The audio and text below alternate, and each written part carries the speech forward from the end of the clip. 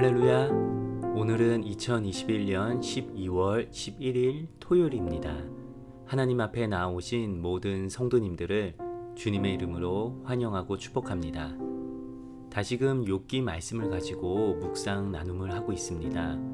오늘 말씀을 통하여서 하나님께서 나에게 하시는 말씀을 깨닫고 대강절 기간 동안 하나님의 말씀을 더욱 실천하며 살아가시는 성도님들 되시길 간절히 소원합니다. 우리 다 함께 조용한 기도로 나아가겠습니다.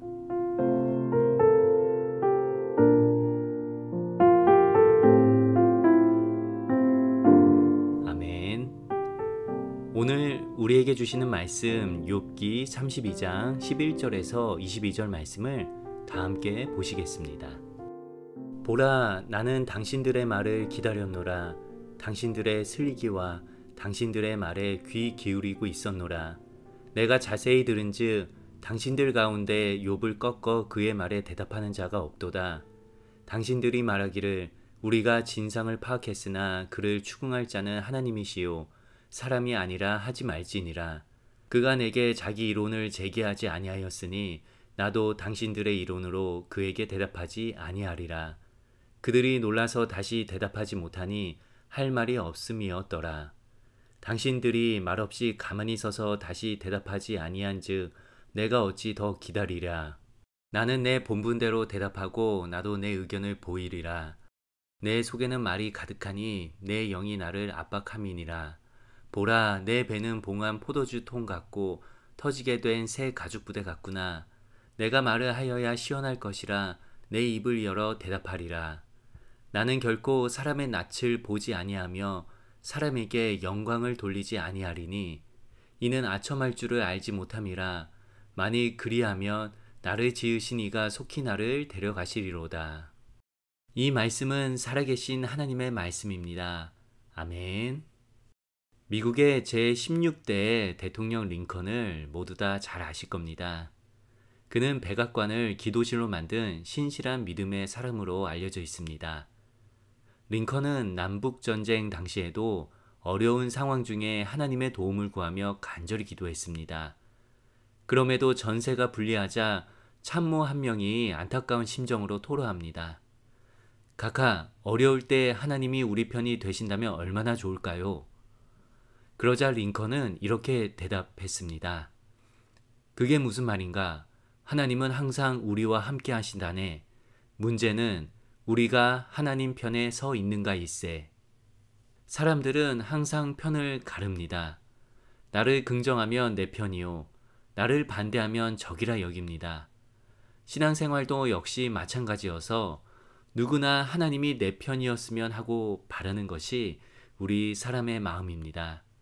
그러나 하나님이 내 편이신가 보다 더 중요한 것은 내가 하나님 편에 서 있는가 입니다. 어떤 상황이든 하나님 편에 서 있기만 한다면 주님께서 모든 것을 책임져 주시기 때문입니다. 하나님 편에 서 있는 사람은 언제나 개인의 바램보다 비전을 따라 살아갑니다. 자신의 생각과 감정을 따라 살아가지 않습니다. 나의 뜻이 옳다 여기지 아니하고 주의 뜻을 구하는 기도를 드립니다. 사랑하는 성도님들, 여러분들은 하나님 편에 서 계신가요? 아니면 하나님이 내 편이 되어주시길 바라고 계신가요? 그리스도인이라면 꼭 생각해 보아야 할 매우 중요한 질문입니다. 오늘 본문이 속해 있는 32장을 보면 뜬금없이 엘리후가 등장을 하는 것을 보게 됩니다. 엘리후가 왜 갑자기 등장을 했을까 의문이 듭니다. 아마 중요한 이유가 있을 것이라 생각이 듭니다. 우리가 영화를 보더라도 예상이 되는 방향으로 이야기가 진행이 되면 재미가 없습니다. 그런데 예상치 못한 캐릭터가 나오거나 반전이 있을 때 우리는 영화를 더 재밌게 보게 됩니다. 지난 31장까지는 욥과 욥의 친구들이 서로 논쟁을 하는 내용들로 구성이 되어 있었는데요. 31장을 마지막으로 하여 욥의 연설이 끝나게 됩니다. 사실 타이밍적으로 보면 32장부터는 하나님께서 짠 하고 나타나서 이야기를 마무리 져 주셔야 하는 분위기였습니다. 왜냐하면 이미 친구들과 욥은 오랜 시간 동안 논쟁을 하였는데 그들의 의견은 조금도 좁혀지지 않고 평행선을 달리는 것과 같았기 때문입니다.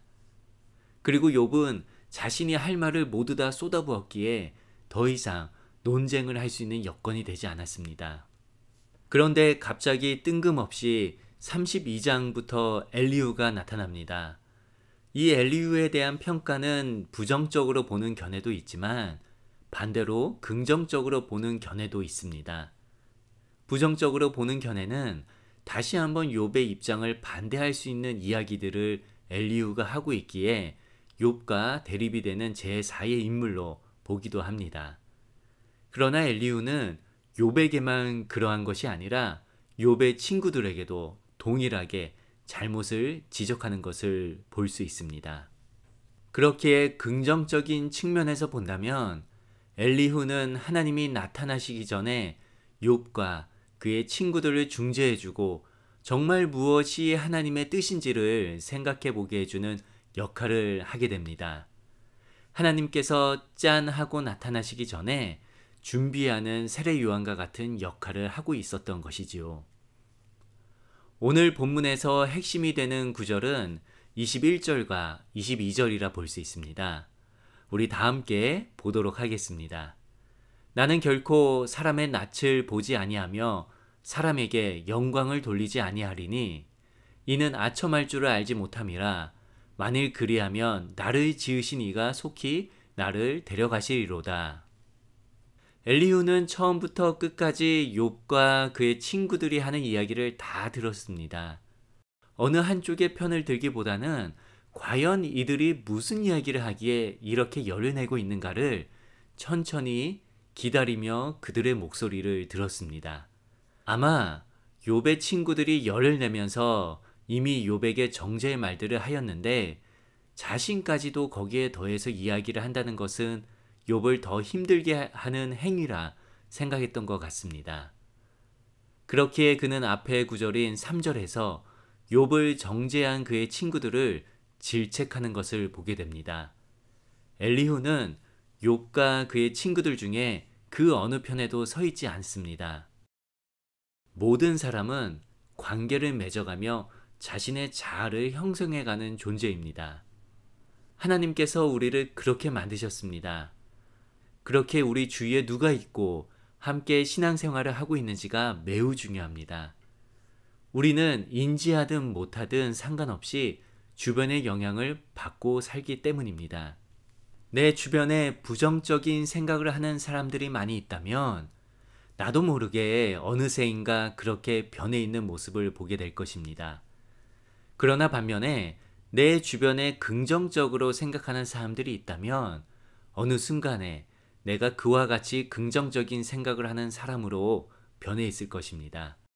물론 개인의 차이가 있기 때문에 꼭 완전히 그렇다는 것은 아닙니다. 그렇지만 상당히 많은 부분에 있어서 인간은 주변의 사람들로부터 영향을 받고 살아가게 됩니다. 특히 내가 소속되어 있는 곳의 사람들과 잘 지내고 싶은 마음이 생기게 되면 그 관계를 지키고 싶은 마음에 원하지 않는 선택과 결정을 하기도 합니다. 그러할 때 우리는 무엇이 옳고 그른지에 대해서 정확히 보지 못하게 됩니다. 신앙생활도 마찬가지입니다. 신앙생활은 하나님과 나와의 관계성입니다. 그런데 나의 주변에 있는 그리고 내가 소속되어 있는 곳의 사람들로부터 안 좋은 영향을 받게 되면 나도 모르게 잘못된 생각과 잘못된 선택을 할 수도 있습니다. 그런데 엘리후는 욥과 그의 친구들 사이에서 어느 한쪽에도 편을 들지 않았습니다. 그의 이름의 뜻이 그는 나의 하나님이다 라는 것에서도 알 수 있듯이 하나님의 편에 서서 욥과 그의 친구들을 질책하기도 하고 중재하는 역할을 하였던 것이지요. 교회에서 신앙생활을 하다 보면 자연스럽게 친해지는 분들이 있습니다. 사람은 모두 다 다르기에 생각과 마음이 맞는 사람들이 있는 것은 당연한 것입니다. 그런데 우리가 항상 잊지 말아야 하는 것은 우리 모두는 그리스도인들은 하나님의 자녀라는 것입니다. 서로가 조금 달라도 다름을 서로가 인정해주고 같이 신앙생활 할 수 있는 것이 바로 그리스도인의 성숙한 모습인 것입니다. 바울이 고린도전서 1장 10절에서 다음과 같이 말하였습니다. 형제들아, 내가 우리 주 예수 그리스도의 이름으로 너희를 권하노니 모두가 같은 말을 하고 너희 가운데 분쟁이 없이 같은 마음과 같은 뜻으로 온전히 합하라. 사랑하는 성도님들, 혹시 나와 마음이 맞는 사람들하고만 신앙생활을 하지는 않으신지요? 혹은 옳지 않은 일임에도 불구하고 인간관계 때문에 잘못된 선택을 하지는 않으신지요? 부디 원하기는 우리 성도님들 모두 다 이쪽 편도 아니고 저쪽 편도 아닌 하나님 편이 되시길 간절히 축원합니다. 우리 다 함께 주기도문 하시며 주님 앞에 결단하며 나아가겠습니다. 하늘에 계신 우리 아버지여, 이름이 거룩히 여김을 받으시오며 나라의 임하옵시며 뜻이 하늘에서 이룬 것 같이 땅에서도 이루어지이다. 오늘날 우리에게 일용할 양식을 주옵시고 우리가 우리에게 죄 지은 자를 사하여 준 것 같이 우리 죄를 사하여 주옵시고 우리를 시험에 들게 하지 마옵시고 다만 악에서 구하옵소서. 대개 나라와 권세와 영광이 아버지께 영원히 있사옵나이다. 아멘. 이 시간 주님 앞에 이렇게 기도하며 나아가겠습니다. 먼저 기도할 것은 주님, 우리가 신앙생활할 때 이쪽 저쪽 서로 팔을 나누지 않게 인도하여 주시옵소서. 이쪽도 아니고 저쪽도 아니고 오직 하나님 편에만 설 수 있는 우리가 되게 해달라고 기도하시기 바랍니다. 두 번째로 기도할 것은 우리가 섬기고 있는 교회를 위해서 기도하겠습니다. 우리 교회가 분열되지 아니하고 서로가 같은 하나님을 믿고 같은 비전을 품으며 서로 사랑하며 신앙생활 할 수 있게 해달라고 교회를 위해 기도하며 주님께 나아가겠습니다.